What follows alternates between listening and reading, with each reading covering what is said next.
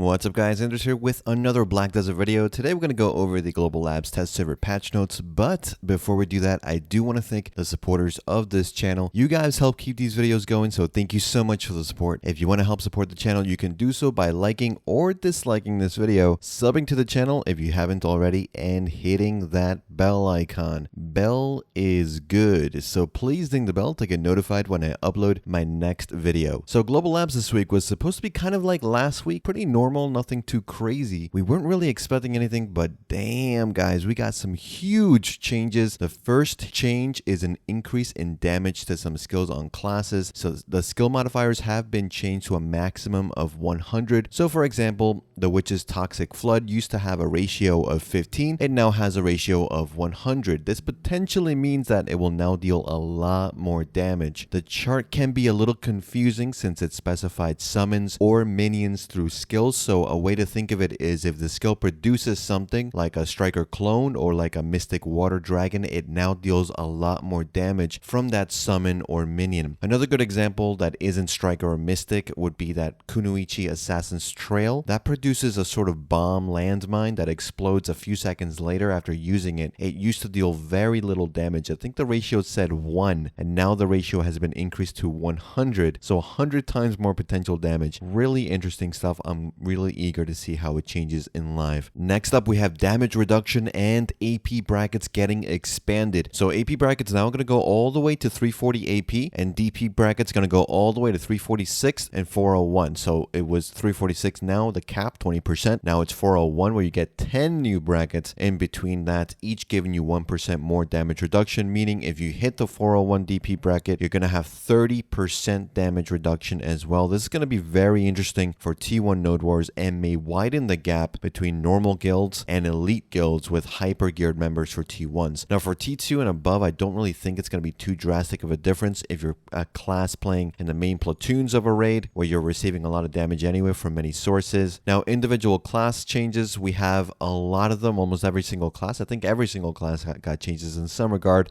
so we're going to go over them. Let's start with Warrior. So instant grapple is now a passive ability that auto activates whenever you have takedown available. Seismic strike animation has been sped up. Piercing spear is now available during cooldown. Head chase can be activated even in pre-awakened form, so that's really nice, an iframe from pre-awakened. And solar flare BSR will now scale according to what level the base skill is, means way more damage theoretically for solar flare ults. Succession warrior can now activate enhanced spirit when using shift E after certain skills.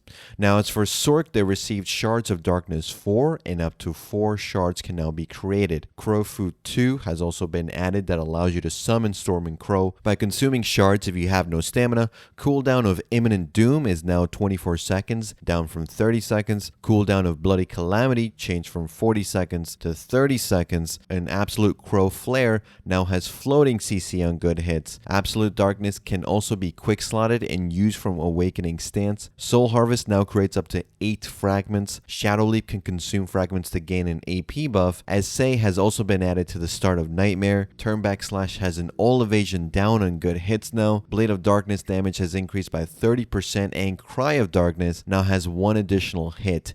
In succession, Crow Flare no longer creates 5 fragments upon using the skill. The fragments are not restored on good hits, but it does now restore stamina while using the skill. So insane buffs to Awakening Sork that no one, not even the Sorks themselves, saw coming. Interesting choice, I have to say. Ranger is next. So Call of Earth is now a 20-second buff. This is a 9% accuracy buff. That used to be 10 seconds. Now it's 20 seconds. Explosive Evasion Shot is now a 9-second cooldown. Forward Guard is now applied at the start of Razor Wind. Blasting Gust, the wind-up animation for it is now Super Armor. The Riding Wind now has a 4-second cooldown and super armor when not on cooldown. The passive now also gives 100 more stamina. So 100 more stamina, that is 100 additional stamina than what you have right now. Wailing Wind now only does knockback CC in PvE, and it now has frontal guard. The sprint buff of Guardian now also applies the effect even in pre-awakening and non-combat stance. And for succession, regeneration animation has been sped up and skill linkage improved. So great buffs for Ranger and Awakening, not gonna lie. Next up we have Berserker. Berserker, cooldown of Fearsome Tyrant is now 45 seconds, down from it used to be 1 minute 45. That's crazy. You can now use Shake Off while using Fearsome Tyrant.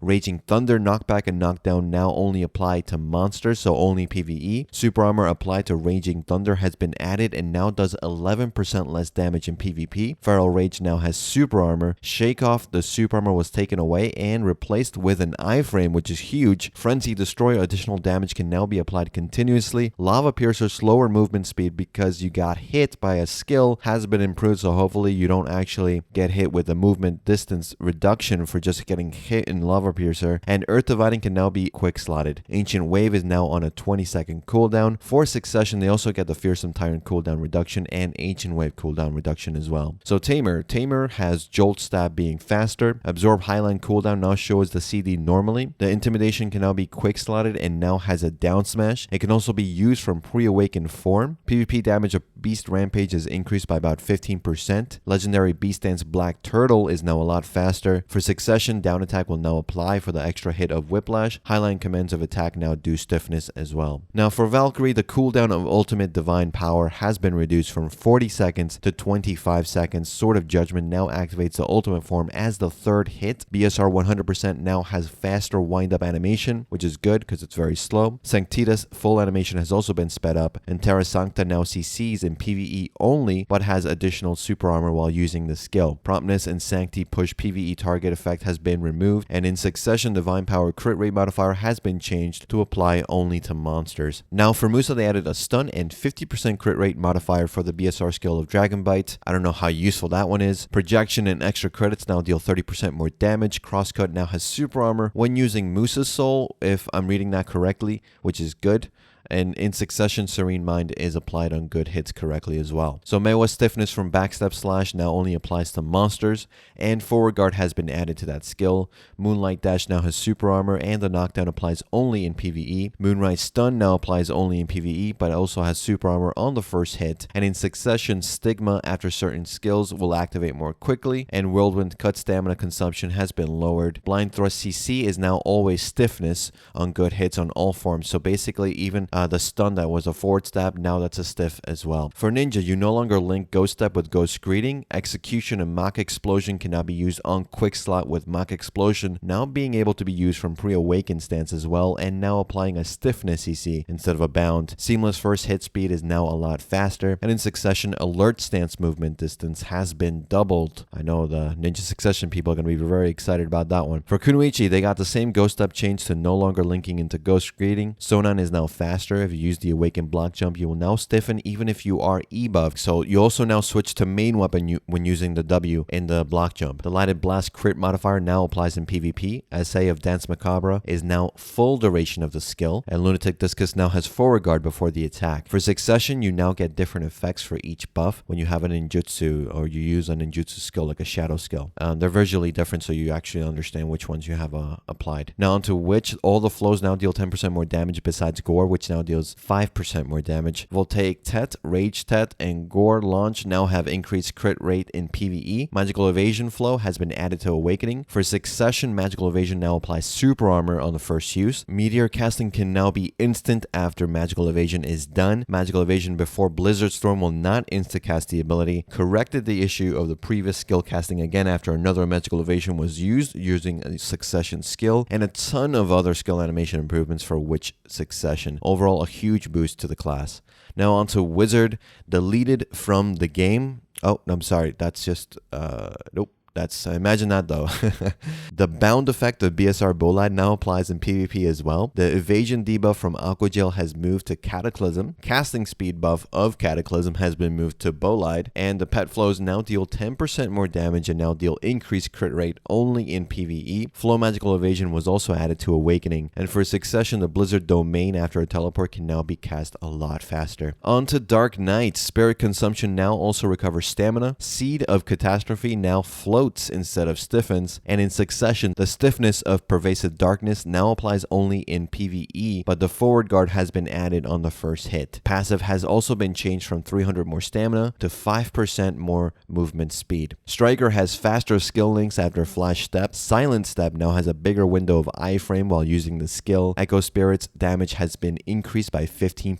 Hellbreak Echo Spirit damage has also been increased by 35%. Landbuster now has down attack applied correctly, and for succession, Discharge Energy is automatically used, and Wolf's Fang is now auto-used after you use Discharge Energy. Mystic received very similar changes, Flash Step improvements. Silent Step iframe window is longer. Flash Step into Wolf's Frenzy is smoother. Dragon Spit damage in PvP has increased by 10%. The Sea Dragon PvP damage has increased by 15% when you consume shards for Sea Burial. You can now link Mass Destruction after Flash Step. For succession, you can now Sea Burial into Mass Destruction. Waybar will trigger to where you were pointing the camera, and Hidden Claw and Sweeping Kick can now be used with Roaring Tiger and Waybar alongside it or just after it. Lahn can now use Wind Orchid from Quick Slot. Morning Dew now does stiffness on good hits instead of bound. Bridal Despair now stuns on good first hits instead of stiffens. And for succession, Sulpuri Purge cooldown has been lowered by 2 seconds to 16 seconds. Primrose Sprint can now be used while using Cymbidium Trail and White Heron skills. Archer now has better linking with Meteor Dive. Ensnare to Glide Link is now possible, and Piercing Light now deals a lot more damage while charged. For Shai, Play Dead is now a 5-minute cooldown instead of 10. All DP debuff of Come Out now applies to monsters. Get Well BSR 200% for Shai now heals 700 HP per second instead of 500, and also grants 300 DP to Shai during its duration. Quick 2 now has Forward Guard. Out of My Way can now be used with 1 leaf, 2 leaves, or 3 leaves, and the AP buff will scale accordingly. Hop 3 can be used from talent, and the effects of the talent buffs have been changed to make them more recognizable. And finally, we have Guardian. When pressing Q from the forward F skill, you will go into defensive block. Black Blood Descent movement distance has been increased. Fierce Disdain into Sturdy Step and Frost Slide is now possible. Axe Throw now has a forward guard outside of succession as well. Savage Hack cooldown reduced by 1 second, so it's now a 4-second cooldown skill. Searing Fang's bound CC on the first hit has been removed and changed to Super Armor on the first hit. Frigid Wind can now be linked better after the first hit, and for succession you got the Savage Hack cooldown as well, so it's 4 seconds for that as well, and Infernal Nemesis linking with Juggernaut a little bit better, not much else. Apart from the class changes, we have RBF changes as well, supposedly new maps, but I didn't see that. I went to every single one and there was just the same old map, so I don't know if that's coming later, but just more channels and a dedicated RBF channel. I'm not sure if that's going to go live or this is just test server specific. That would be good if it was a dedicated channel for live. That way it might reduce the lag that we sometimes get in RBF. Gatekeepers, which are the super elite bosses you can find in Valencia, now have a mechanic that allows them to revive after dying, becoming even stronger. If you beat these zombie gatekeepers, you get even more rewards. I like it. No one really does gatekeepers seriously anymore, so I'm glad it's bringing a form of group content back into relevance.